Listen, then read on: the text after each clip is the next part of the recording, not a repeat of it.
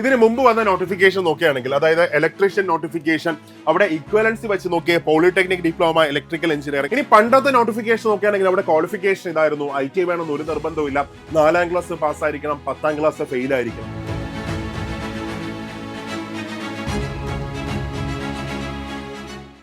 മകളെ, 15 വർഷങ്ങൾക്ക് ശേഷം ഒരു നോട്ടിഫിക്കേഷൻ എന്താ വരാൻ പോവുകയാണ്. KSEB മസ്ദൂർ നോട്ടിഫിക്കേഷൻ. കഴിഞ്ഞ തവണ 4020ഓളം നിയമനങ്ങൾ നടന്ന, ഒരുപാട് നിയമനങ്ങൾ നടന്ന ഒരു അടിപൊളി നോട്ടിഫിക്കേഷൻ. എല്ലാവരും കാത്തിരുന്ന ആ നോട്ടിഫിക്കേഷൻ ഈ ഏപ്രിൽ 30 വരാൻ പോകുന്നു. ഇനി വെറും 5 ദിവസങ്ങൾ മാത്രം. അപ്പോൾ ഈ നോട്ടിഫിക്കേഷൻ വരുമ്പോൾ എല്ലാവർക്കും ഒരു ഡൗട്ട് ഉണ്ട്, യഥാർത്ഥത്തിൽ എന്താണ് ഇതിന്റെ ക്വാളിഫിക്കേഷൻ വരുന്നത്? ഇക്വലൻസി വെച്ച് നമുക്ക് അപ്ലൈ ചെയ്യാൻ പറ്റുമോ? അതായത് നമുക്ക് ഡിപ്ലോമ ഉണ്ടെങ്കിൽ, BTech ഉണ്ടെങ്കിൽ, MTech ഉണ്ടെങ്കിൽ നമുക്ക് ഇക്വലൻസി ഇവിടെ കൊടുക്കാൻ പറ്റുമോ? അങ്ങനെ ഒത്തിരി ഡൗട്ട്സ് ഉണ്ട്. നമുക്ക് ഡീറ്റെയിൽ ആയിട്ട് നമുക്ക് നോക്കാം. അപ്പം അതിന് മുമ്പായിട്ട് സൂപ്പർ നോട്ട്സ് എന്ന ഈ ചാനൽ നിങ്ങൾ ആദ്യമായിട്ട് കാണുന്ന ഒരാളാണെങ്കിൽ ഉറപ്പായിട്ടും സബ്സ്ക്രൈബ് ചെയ്തോ. ഒരിക്കലും നിങ്ങളെ നിരാശപ്പെടുത്തത്തില്ല. ഇവിടെ ഏറ്റവും നല്ല നോട്ട്സ്, ഏറ്റവും നല്ല ക്ലാസ് മാത്രമല്ല, ഒരു നോട്ടിഫിക്കേഷൻ വന്നാൽ അപ്പോൾ നിങ്ങളെ അപ്ഡേറ്റ് ചെയ്തിരിക്കും. ഒരു ലാസ്റ്റ് ഡേറ്റ് നിങ്ങൾ മിസ്സാവത്തില്ല. എപ്പോഴും എല്ലാ എക്സാമുമായിട്ട് നിങ്ങൾക്ക് അപ്ഡേറ്റ് ചെയ്ത് നിൽക്കാം. ഓക്കെ, അപ്പോൾ നമുക്ക് ഡീറ്റെയിൽസിലേക്ക് പോകാം. ഇത് കഴിഞ്ഞ നോട്ടിഫിക്കേഷൻ്റെ ഡീറ്റെയിൽസ് ആണ്. അപ്പോൾ നിലവിലെ ഡീറ്റെയിൽസും ഇതിനകത്ത് പറയുന്നുണ്ട്. അപ്പോൾ ഇതിനകത്ത് നോക്കുക, ഫസ്റ്റ് 985 വേക്കൻസിയോട് കൂടിയാണ് പുതിയ നോട്ടിഫിക്കേഷൻ ഏപ്രിൽ 30 വരാൻ പോകുന്നത്. കഴിഞ്ഞ നോട്ടിഫിക്കേഷൻ നോക്കുകയാണെങ്കിൽ 2011 വന്നു. 4020 നിയമനങ്ങളാണ് അതിനകത്ത് ആകെ നടന്നത്. അപ്പൊ ഇവിടെ പഴയ ക്വാളിഫിക്കേഷൻ നോക്കിയേ. പണ്ട് ഈ നോട്ടിഫിക്കേഷൻ വന്നപ്പോൾ ക്വാളിഫിക്കേഷൻ ഇതായിരുന്നു: 4ാം ക്ലാസ് പാസ്സായിരിക്കണം, പക്ഷേ 10ാം ക്ലാസ് ഫെയിൽ ആയിരിക്കണം. ഇതാണ് പണ്ടത്തെ ക്വാളിഫിക്കേഷൻ. അല്ലാതെ പണ്ട് ITI വേണമെന്നോ ഡിപ്ലോമ വേണമെന്നോ ഒന്നുമില്ല.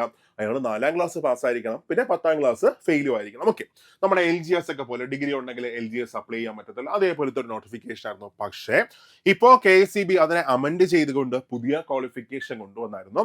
ഈ നോട്ടിഫിക്കേഷൻ വരുമ്പോൾ ഇതിന്റെ ക്വാളിഫിക്കേഷൻ ഇങ്ങനെയായിരിക്കും: 10ാം ക്ലാസ് പാസ്സായിരിക്കണം. ശ്രദ്ധിച്ചോളണം, 10ാം ക്ലാസ് പാസ്സായിരിക്കണം. മാത്രമല്ല, രണ്ടാമതായിട്ട് പറയുന്നത് government approved 2 year national state trade certificate in electrician and wireman. അതായത് ITI ഇലക്ട്രീഷ്യൻ അല്ലെങ്കിൽ വയർമാൻ ക്വാളിഫിക്കേഷൻ നിങ്ങൾക്ക് ഉണ്ടായിരിക്കണം. 2 വർഷത്തെ NCVT certificate, national council four vocational training അല്ലെങ്കിൽ SCVT സർട്ടിഫിക്കറ്റ് നിങ്ങളുടെ കയ്യിൽ ഉണ്ടായിരിക്കണം. 2 വർഷത്തെയാണ്.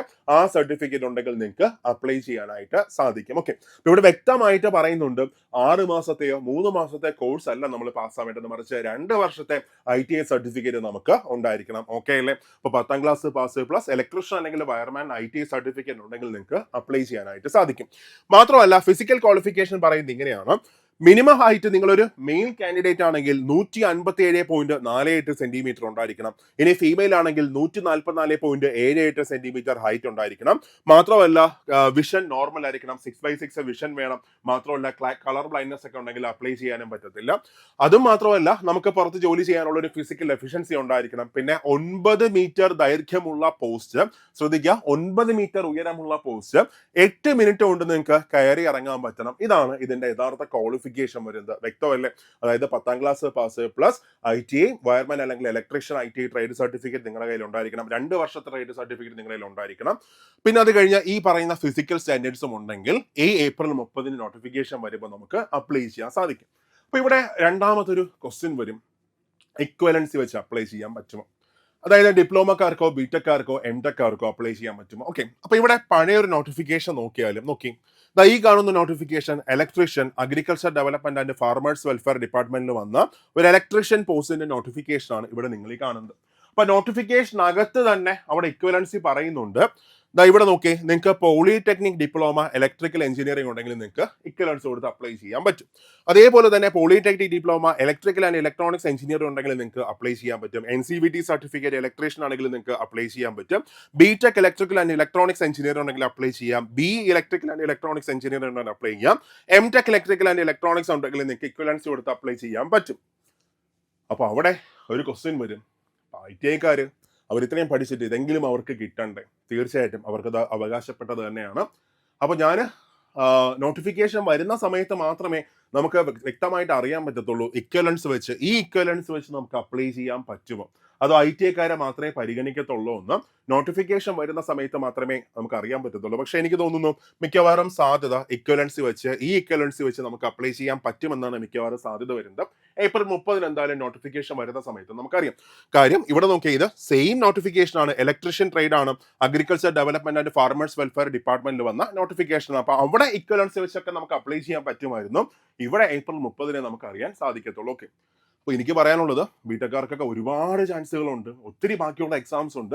അവരത് ഫോക്കസ് ചെയ്യുന്നതായിരിക്കും കുറച്ചും കൂടെ നല്ലത്. ഇത് എഴുതണ്ടെന്നല്ല, അഥവാ വന്നാലും നിങ്ങൾക്ക് എഴുതാം, പക്ഷെ നിങ്ങളുടെ യഥാർത്ഥ ക്വാളിഫിക്കേഷൻ ഉള്ള പോസ്റ്റുകൾക്ക് നിങ്ങൾക്ക് അപ്ലൈ ചെയ്യാനായിട്ട് സാധിക്കും. ഓക്കെ, ഇനി അടുത്ത ബാക്കി ഡീറ്റെയിൽസിലേക്ക് നമ്മൾ പോവുകയാണെങ്കിൽ ഇവിടെ നോക്കുക.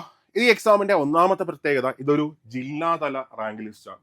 അതായത് എക്സാം കോമൺ ആയിരിക്കും, ഒറ്റ ദിവസമായിരിക്കും എക്സാം നടക്കുന്നത്. പക്ഷെ ഓരോ ഡിസ്ട്രിക്റ്റുകൾക്കായിരിക്കും അതിന്റെ റാങ്ക് ലിസ്റ്റ് വരാൻ പോകുന്നത്. അപ്പൊ തിരുവനന്തപുരം റാങ്ക് ലിസ്റ്റ്, കൊല്ലം റാങ്ക് ലിസ്റ്റ് അങ്ങനെയായിരിക്കും വരാൻ പോകുന്നത്. അപ്പൊ അവിടെ നമുക്കൊരു ഡൗട്ട് വരും, ഏത് ജില്ല നമ്മൾ ചൂസ് ചെയ്യണം, ഏത് ജില്ല ചൂസ് ചെയ്തായിരിക്കും നമ്മൾ അപ്ലൈ ചെയ്യേണ്ടത്, അത് ഞാൻ ഡീറ്റെയിൽ ആയിട്ട് പറയാം.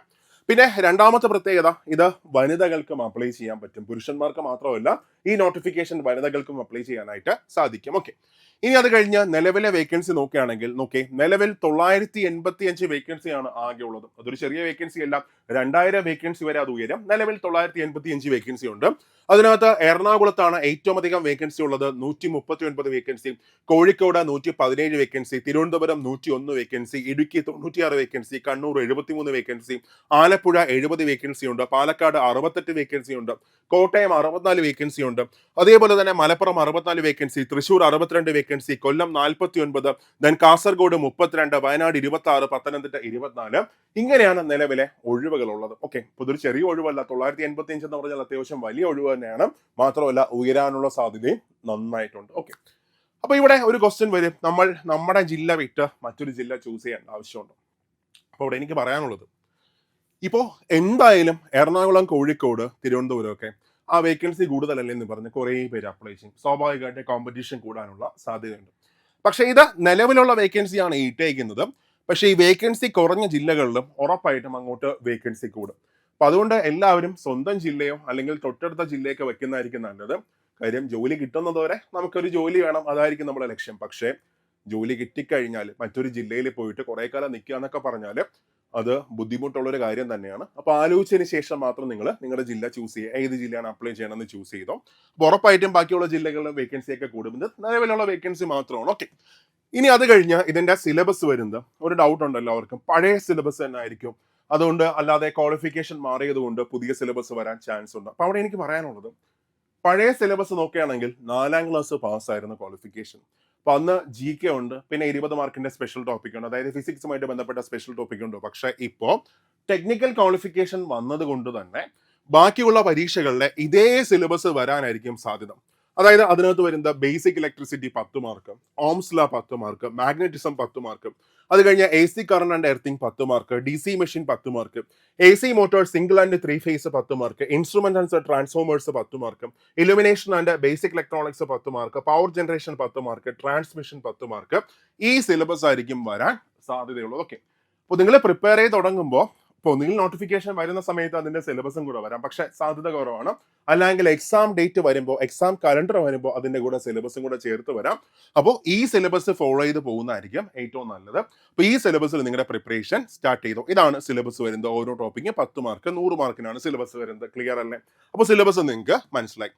ഇനി നിങ്ങൾ അടിപൊളിയായിട്ട് പ്രിപ്പറേഷൻ ആഗ്രഹിക്കുന്നുണ്ടെങ്കിൽ, ഏറ്റവും നല്ല ക്ലാസ് ആഗ്രഹിക്കുന്നുണ്ട്, ഏറ്റവും നല്ല നോട്ട്സ് ആഗ്രഹിക്കുന്നുണ്ട്, ഏറ്റവും നല്ലൊരു ടെസ്റ്റ് പാക്ക് ആഗ്രഹിക്കുന്നുണ്ടെങ്കിൽ നിങ്ങൾക്ക് സൂപ്പർ നോട്ട്സിന്റെ കൂടെ ജോയിൻ ചെയ്യാം.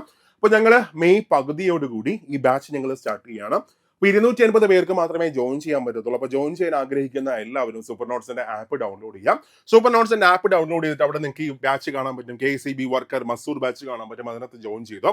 ഒരു കാര്യം ഉറപ്പ് തരാം, ഇവിടെ ഏറ്റവും നല്ല ക്ലാസ്സസ് ആയിരിക്കും, ഏറ്റവും നല്ല നോട്ട്സ് ആയിരിക്കും. മാത്രമല്ല നിങ്ങളുടെ എഫേർട്ടിന്റെ പകുതി എടുക്കാനായിട്ട് ഒരു ടീം നിങ്ങളുടെ കൂടെയുണ്ട്.